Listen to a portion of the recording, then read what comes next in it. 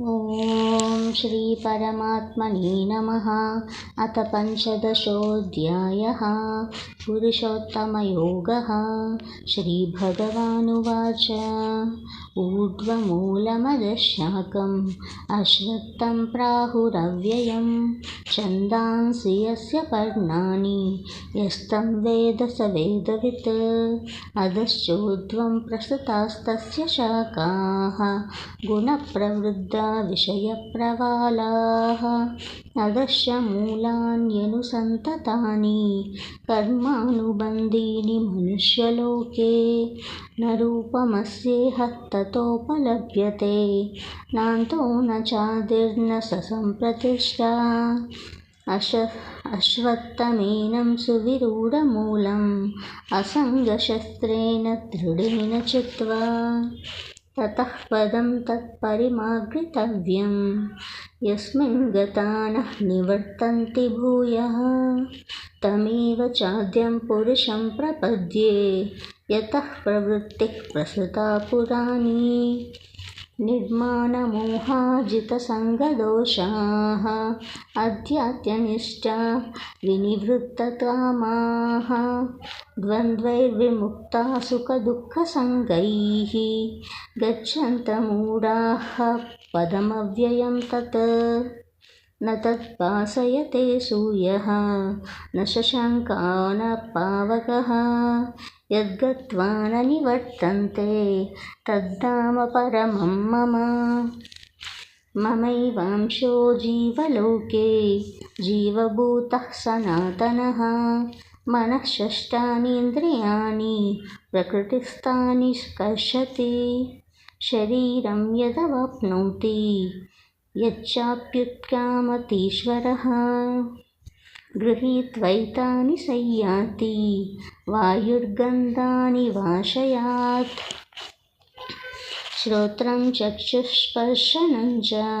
रसनं घ्राणमेव च अधिष्ठाय मनश्चायं विषयानुपसेवते उत्क्रामन्तं स्थितं वापि भुञ्जानं वा गुणान्वितं विमूढानानुपश्यन्ति पश्यन्ति ज्ञानचक्षुषः यतन्तो योगिनश्चैनं पश्यन्त्यात्मात्मन्वस्थितं यतन्तोऽप्यः कृतात्मानः नैनं पश्यन्त्यचेतसः यदादित्यगतं तेजः जगद्भासयतेऽखिलं यच्चन्द्रमसि सच्चोयज्ञैः तत्तेजो विद्धि मामकम् गामाविश्य च भूतानि धारयाम्यहमोजसा पुष्णामि चौषधी सर्वाः सोमो भूत्वा रसात्मकः अहं वैश्वानरो भूत्वा प्राणिनां देहमाश्रितः प्राणापानसमायुक्तः पचाम्यन्नं चतुर्विधम् सर्वस्य चाहं हृदि सन्निविष्टः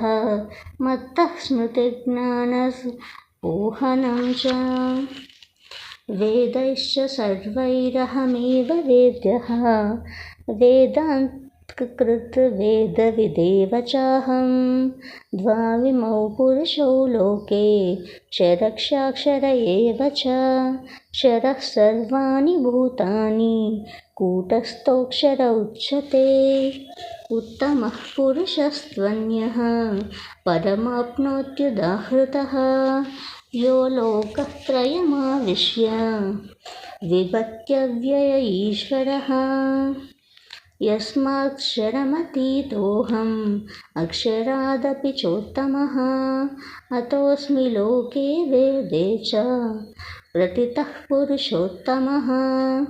यो मामेव सम्मूढः जानाति पुरुषोत्तमं स सर्वविद्भजति मां सर्वभावेन भारत इति गुह्यतमं शस्त्रम् इदमुक्तं मया नघ एतद्बुद्ध्वा बुद्धिमान् स्यात् कृतकृत्यश्च भारत। ॐ तत्सत् इति श्रीमद्भगवद्गीतासु उपनिषत्सु ब्रह्मविद्यायां योगशास्त्रे श्रीकृष्णार्जुनसंवादे पुरुषोत्तमयोगो नाम पञ्चदशोऽध्यायः।